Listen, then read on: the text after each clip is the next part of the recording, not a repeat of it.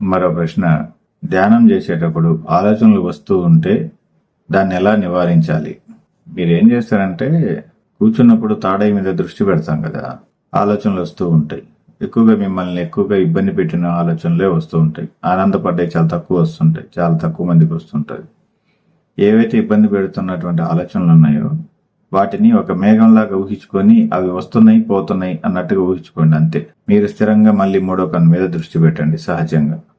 అప్పుడు ఎప్పుడైతే అవి క్లౌడ్స్ లాగా వస్తూ పోతూ ఉన్నాయో దాని మీద అంత శ్రద్ధ తగ్గిపోతుంది.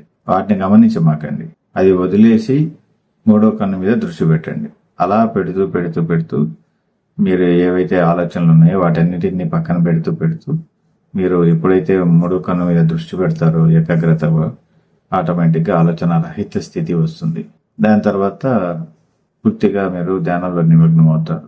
ధ్యానం కూడా మీరు కొన్ని రోజుల పాటు చక్కగా చేస్తే చాలు, పూర్తిగా జీవితకాలం మొత్తం ధ్యానం అవసరం లేదు. ధ్యానం కూడా మీరు సహజంగా ఒక 3-3.5 సంవత్సరం పాటు చేస్తే చాలు. ఆ తర్వాత మీకు నిశ్చల స్థితి వస్తుంది. అంటే నిరంతర ధ్యానంలోనే ఉంటారు కళ్ళు తెరుచుకున్నా కూడా. రాజయోగ సాధన అంటే ఇదే. అన్ని పనులు చేస్తూనే ఉంటాము కానీ ధ్యానంలో ఉంటాం. అది పూర్తిగా డివైన్ ఎనర్జీ తోటి వర్క్ జరుగుతుంటది అనమాట.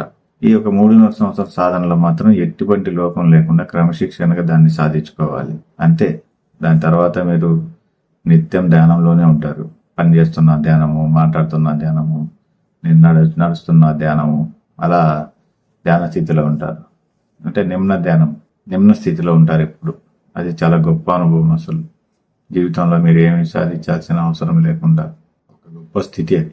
అందుకే నిమ్న ధ్యానం, సచ్చిదానందం ఇవి మనం పొందుతూ ఉండాలి. అది పొందిన తర్వాత మీకు ధ్యానం అవసరం ఉండదు.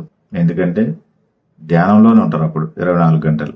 మీరు పని చేస్తున్నా ధ్యానమే, ఏం చేస్తున్నా ధ్యానంలోనే ఉంటారు. అందుకని ఆ స్థితి రావాలి. నేను చెప్పినట్టుగా చేయండి. లోకా సంస్థ సుఖినో భవంతు. సర్వం కల్విదం బ్రహ్మ. శుభం భయాత్, శుభం భయాత్, శుభం భయాత్, శుభం భయాత్, శుభం భయాత్.